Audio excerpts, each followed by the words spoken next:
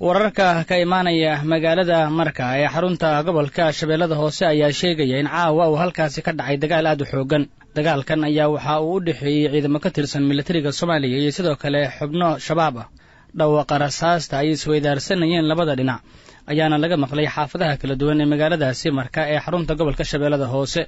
Dagaalka waxaa la sheegay in xoogiisa uu ka dhacay xaafadda Buulabacaad iyo agagaarka kawaanka kalluunka ee degmadaasi. iska horimaadka ayaa sidoo kale waxa uu bilowday abbaaro salaadii maqrib ee caawa waxaana uu soo gaaray daqiiqado uun ka hor.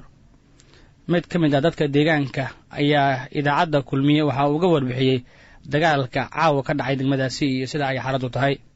wallahi magaalada Marka dagaal xun caawa ka dhacay waxa dagaalkaasi maqribadii ilaa iyo cishii inta ka dhacayso marka waxaadan kale dagaalku haystay wuxuu ka dhacay oo dhankan iyo Buulabacaad ilaa iyo Abasiyo ilaa iyo kawaanka Malaay geeskiis cadcadii magaalada banaankeeda waa dagaalka xoogis.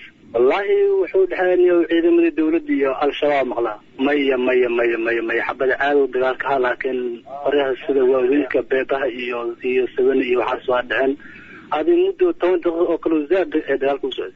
والله حالك وأنت حارت مجال وادك أنت هاي واحد بله مجران وحق صار أول شيء مجران إنك صار أيوة كتاي لكن حال جود مجال وادك ده.